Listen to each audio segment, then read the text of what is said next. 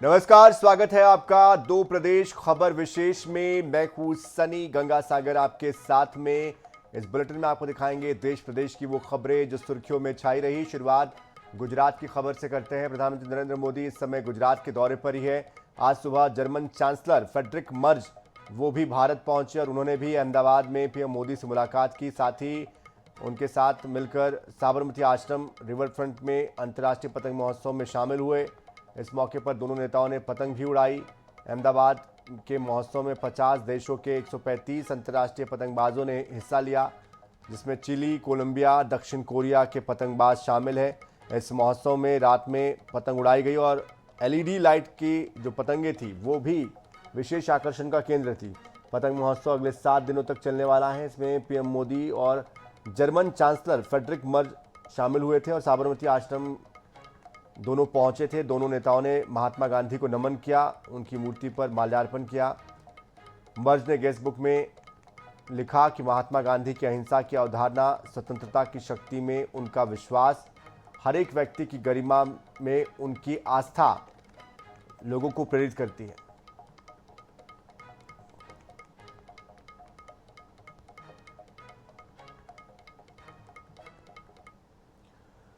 मध्य प्रदेश के मुख्यमंत्री डॉक्टर मोहन यादव ने विभिन्न क्षेत्रों में निवेश उत्पादन की व्यापक संभावनाओं को देखते हुए प्रदेश में स्टार्टअप इकोसिस्टम में स्थापित करने का प्रयास कर रहे हैं और मध्य प्रदेश के लिए जो कोशिशें हो रही है उसी के तहत उन्होंने युवाओं को स्टार्टअप के लिए हर संभव मदद का भरोसा दिया है।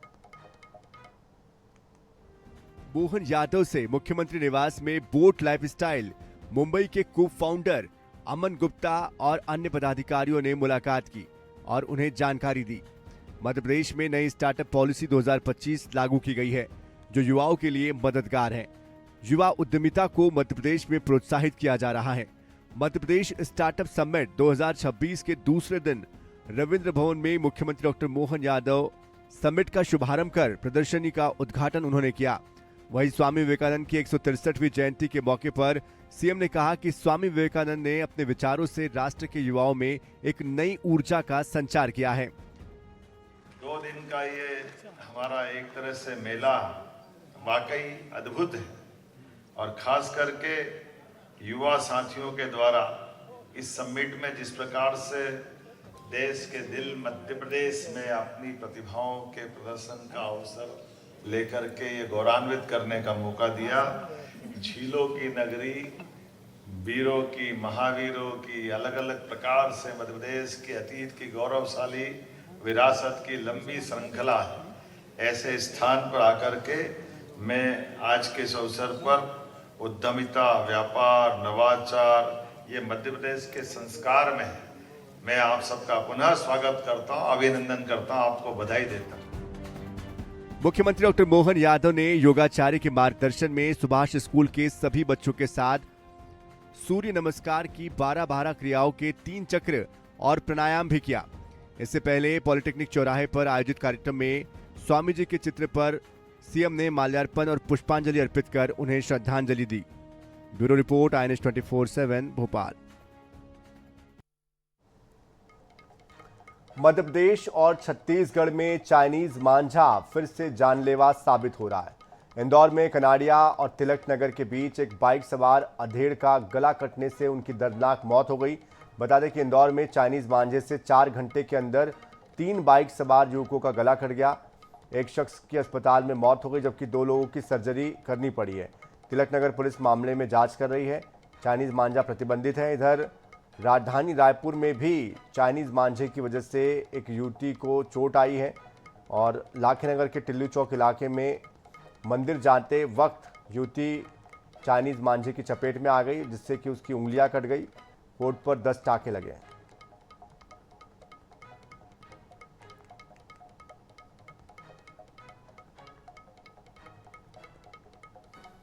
तो रायपुर और इंदौर की तस्वीरें हैं। चाइनीज मांझे पर प्रतिबंध के बावजूद लगातार चाइनीज मांझा बिक रहा है और इसीलिए इसका जो इस्तेमाल है उसको लेकर लोगों के लिए जानलेवा ये साबित हो रहा है। 14 जनवरी को मकर संक्रांति है, लेकिन मकर संक्रांति के साथ ही साथ राजधानी रायपुर में एक बार फिर से जानलेवा चाइनीज मांझा जो है वो आ गया और सड़कों पर आप देख सकते हैं चाइनीज मांझा जो है वो दिखाई दे रहा है और इसी के चलते राजधानी रायपुर में एक बड़ी घटना सामने आई, जहां पर एक युवती के चेहरे पर और हाथ पर चाइनीज मांझे से गंभीर चोट आई है, जो कि पैदल जा रही थी। सीधे उन्हीं से बातचीत करेंगे। कब की घटना है, क्या हुआ था?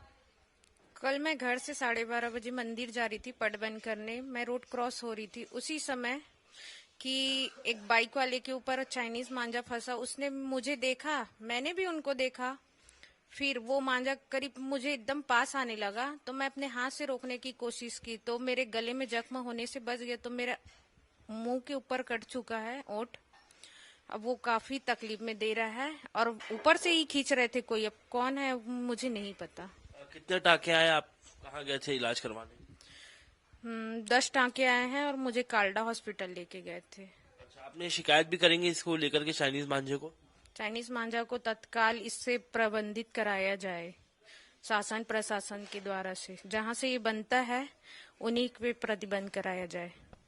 देखिए, पुरानी बस्ती इलाके की पूरी घटना है और जिस प्रकार से मकर संक्रांति आ रही है, राजधानी रायपुर में अब भी चाइनीज मांझा जो है वो कहीं ना कहीं बिक रहा है, लोग इसका इस्तेमाल कर रहे हैं और चाइनीज मांझा बेहद ही खतरनाक होता है। इससे अब तक राजधानी रायपुर में मासूम की मौत भी हो चुकी है, कई लोग घायल हो चुके हैं। बावजूद इसके राजधानी में खुलेआम चाइनीज मांझा बिक रहा है, जिसका नतीजा है कई लोग घायल हो रहे हैं और कई लोगों की जान पर आफत बनके ये मांझा दिखाई देता है। कैमरा पर्सन अरुण साहू के साथ Mohammad Sain, NH 24/7 Raipur. Raipur press club का चुनाव कल होने जा रहा है। प्रेस क्लब का चुनाव होने को लेकर कल जो वोटिंग होनी है वो सुबह 8 बजे से शुरू हो जाएगी। मतदान कल सुबह से शुरू हो जाएगा। 6 पैनलों के बीच कांटे की टक्कर होनी है, जिसमें संगवारी, संकल्प, प्रतिष्ठा, क्रांतिकारी, परिवर्तन, सर्व एकता पैनल के बीच ये मुकाबला होने जा रहा है। तो रायपुर प्रेस क्लब 2026 का दिलचस्प मुकाबला जो है वो 13 तारीख को होने वाला है। जी हां, राजधानी रायपुर में प्रेस क्लब चुनाव 13 तारीख को आयोजित होगा और रायपुर प्रेस क्लब के बाहर की तस्वीरें मैं आपको सबसे पहले दिखा दूं, जहां पर जितने कैंडिडेट्स खड़े हैं, यानी कि जितने पैनल इस वक्त मैदान पर उतरे हुए हैं, उनके पूरे बैनर पोस्टर्स जो है वो आप रायपुर के इस सड़क पर देख पा रहे हैं। जहां एक और संगवारी पैनल, सर्व एकता पैनल, परिवर्तन पैनल, उसके अलावा अगर बात कर लिए जाए क्रांतिकारी पैनल, ऐसे कई पैनल है, यानी कि टोटल 6 पैनल हैं जो चुनावी मैदान पर है। जोरों शोरों से प्रचार प्रसार जो है वो किया जा रहा है। आज शाम प्रचार प्रसार थम जाएंगे। इसके बाद कल सुबह 8 बजे से ही मतदान शुरू होगा और अपने अपने प्रत्याशियों को जो यहाँ के सदस्य हैं वो चुनेंगे और रायपुर प्रेस क्लब को फिर से अपना एक नया अध्यक्ष मिलेगा। कैमरामैन इकराम के साथ मोनिका दुबे, INS 24/7 रायपुर।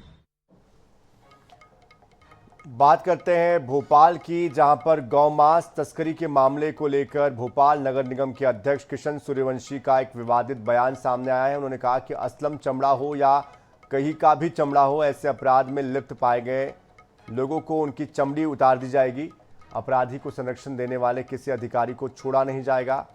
आगे सूर्यवंशी ने कहा कि हमारे संगठन विश्व हिंदू परिषद बजरंग दल ने एक वाहन को पकड़ा था, उसमें गौमांस निकलने की बात सामने आ रही है। अगर आधिकारिक रिपोर्ट में दोषी पाया जाता है तो छोटा हो या बड़ा हो बख्शा नहीं जाएगा। बहरहाल पिछले दिनों एक वाहन में गौमांस की खबर आई थी, जिसके बाद पुलिस मामले की जांच कर रही है। एक वाहन को पकड़ा गया, उस वाहन में जो फूड पैकेट थे उसकी जांच के लिए भेजा गया और जांच के बाद अगर उसमें कहीं कोई अभी तक वो आधिकारिक रिपोर्ट नगर निगम को प्राप्त नहीं हुई है, अगर वो आधिकारिक रिपोर्ट हमें मिलती है, उसमें अगर कोई दोषी पाया जाएगा तो वो छोटा हो या बड़ा बख्शा नहीं जाएगा। मध्य प्रदेश में VBG रामजी योजना को लेकर जिलों के प्रभारी मंत्री लगातार प्रेस कॉन्फ्रेंस कर रहे हैं और इसी क्रम में ग्वालियर में प्रभारी मंत्री तुलसीराम सिलावट ने योजना के उद्देश्य, इसके फायदों के बारे में जानकारी दी। कहा कि अधिनियम केवल पुरानी व्यवस्था का नाम बदलना नहीं है, बल्कि ग्रामीण रोजगार नीति का व्यापक पुनर्गठन भी है।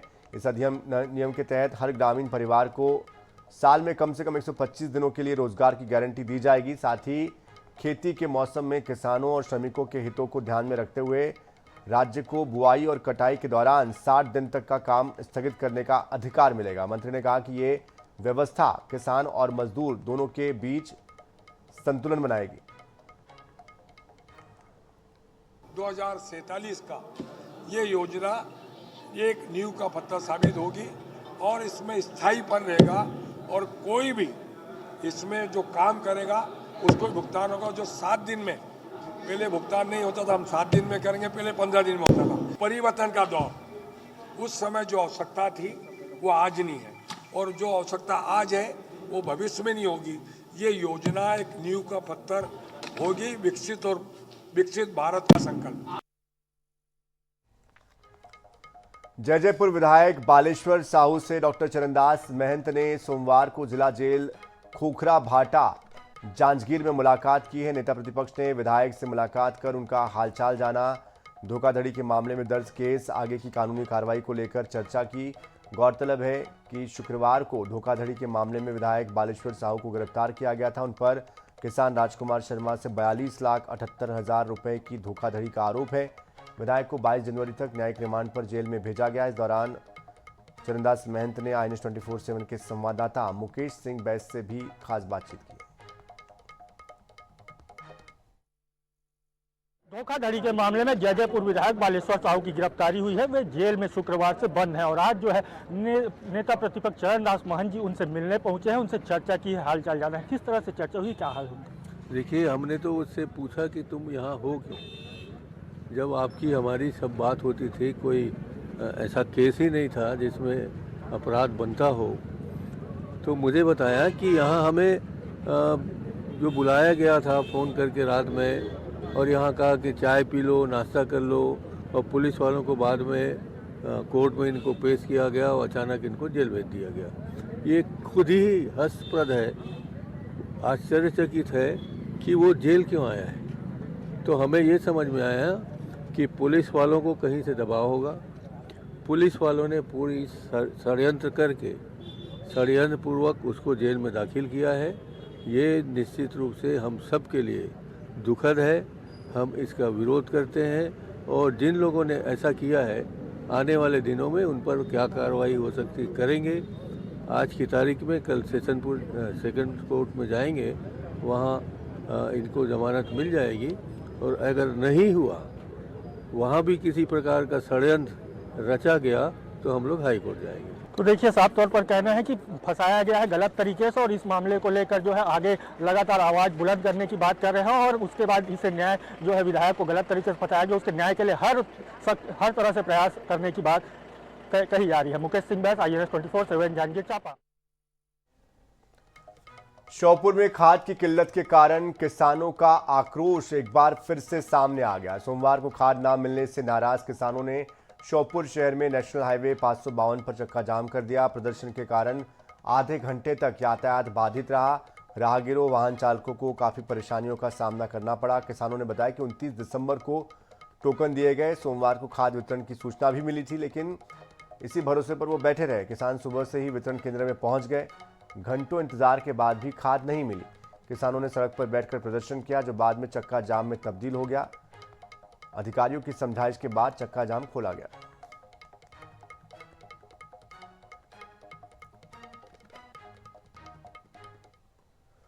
पन्ना में किसानों का धैर्य जवाब दे गया। खाद की किल्लत से जूझ रहे देवेंद्र नगर के हजारों किसानों ने पन्ना सतना मार्ग पर जाम लगा दिया।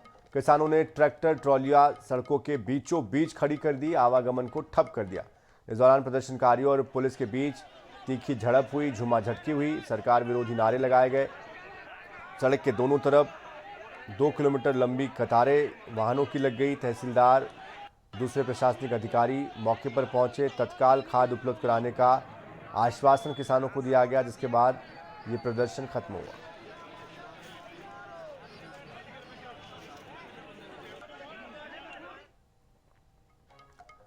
बिलासपुर शहर में तेज रफ्तार और स्टंटबाजी एक बार फिर से जानलेवा साबित हो गई है।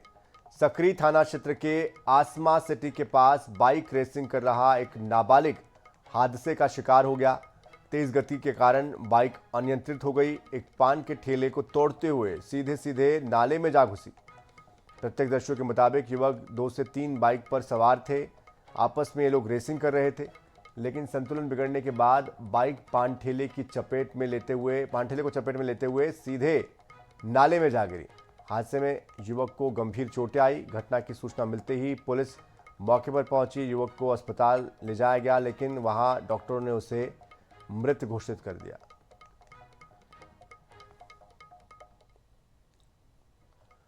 ग्वालियर नगर निगम ने वॉल पेंटिंग के जरिए सामाजिक संदेश देने की कोशिश की थी, लेकिन असामाजिक तत्वों ने महिलाओं की आकृतियों के साथ घिनौनी हरकतें करते हुए छेड़छाड़ की थी।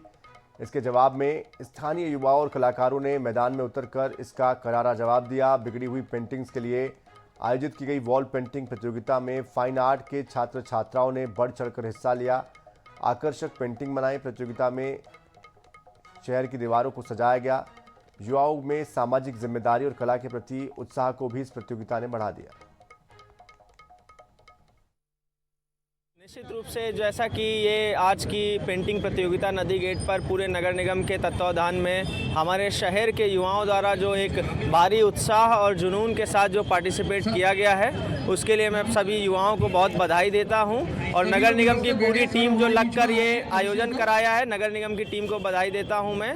निश्चित रूप से ये एक जो आज की प्रतियोगिता है बहुत ही ज़रूरी थी, क्योंकि जो पृष्ठभूमि थी कि इसमें कई असामाजिक तत्वों ने ये जो पहले जो यहाँ पेंटिंग बनी थी उसके साथ छेड़छाड़ करी थी, तो एक नेगेटिव मैसेज गया था शहर के प्रति भी, तो ये बहुत ज़रूरी था। ये जबलपुर में रानीताल स्टेडियम परिसर में स्थित साई हॉस्टल के छात्रों और क्रिकेट खेलने आए वकीलों के बीच जमकर विवाद हो गया। देखते ही देखते विवाद ने हिंसक रूप ले लिया। 100 से ज्यादा लड़के यूथ हॉस्टल में घुस गए, तोड़फोड़ की। हादसे में कुछ वकीलों को, खिलाड़ियों को चोट आई है। झगड़े की सूचना मिलते ही लाडगंज और ओमती थाने की पुलिस मौके पर पहुंची। FIR दर्ज की गई। CCTV फुटेज खंगाले जा रहे हैं।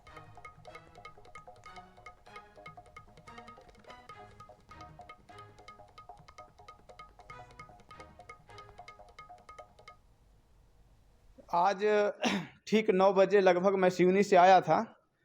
उस समय में देखा कि मतलब अचानक 150 से लगभग लोग यहाँ पे यूथ हॉस्टल में आ गए। पूरा बड़ा वाला मेन गेट जो चैनल गेट मंदिर के पास का, उसका पूरा का बड़ा ताला लगा, ताला को तो लोग ने तोड़ दिया, चैनल गेट को तोड़ दिया है। ऊपर एक व्यक्ति हमारे गेस्ट रुके थे, उनको बहुत मारपीट किया, उनका बक्खा उखड़ गया है। पूरी बिल्डिंग में सारे कमरे कांच लाखों रुपए का ज़्यादा से ज़्यादा नुकसान। वाटर कूलर लात मार के, जैसा कि आप वीडियो में दिखा सकते हैं, देख लीजिए। ऑफिस के दरवाजे में इंजोर्ड हुए हैं, जिनको बहुत गंदे तरीके से मारपीट जो की गई है। ये थे साईं हॉस्टल में आने वाले जो विद्यार्थी वहाँ थे। वो पार्किंग में जब गाड़ी से निकल रहे थे, तब वो शराब पी के शाम को वो खिलाड़ी जो कोई नियंत्रण में ही नहीं है, जिस साईं वाले जो हैं, ये अपने स्थान पे हॉस्टल में रखने वाले उन लड़कों को खेल सिखाते वो शराब पी रहे हैं, इस पे ध्यान नहीं दे रहे हैं। तो इसके लिए पूरी कमेटी उनकी जिम्मेदार है।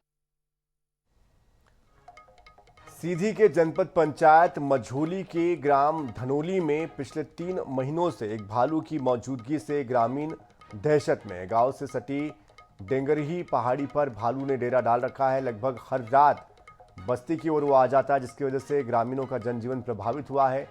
रात जगाकर ग्रामीण किसी तरह से अपना वक्त काट रहे हैं। वहीं वन विभाग की टीम अलर्ट पर है।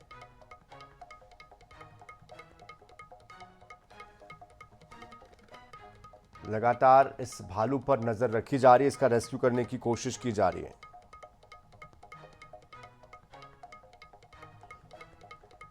तो ग्रामीण शाम से ही घरों में दुबक जाते हैं और कहीं ना कहीं एक डर ग्रामीणों को सता रहा है,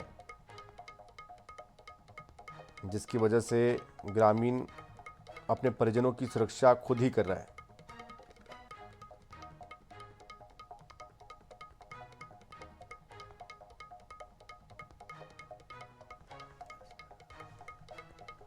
तो लगातार इन दिनों जंगली जानवर कहीं ना कहीं शहरी इलाकों में आते जा रहे हैं, जिसकी खबरें आए दिन सामने आ रही है। तो इसी के साथ 2 प्रदेश खबर विशेष में इतना ही। ताज़ा खबरों के लिए, अपडेट्स के लिए आप बने रहिए NH 24/7 के साथ। नमस्कार।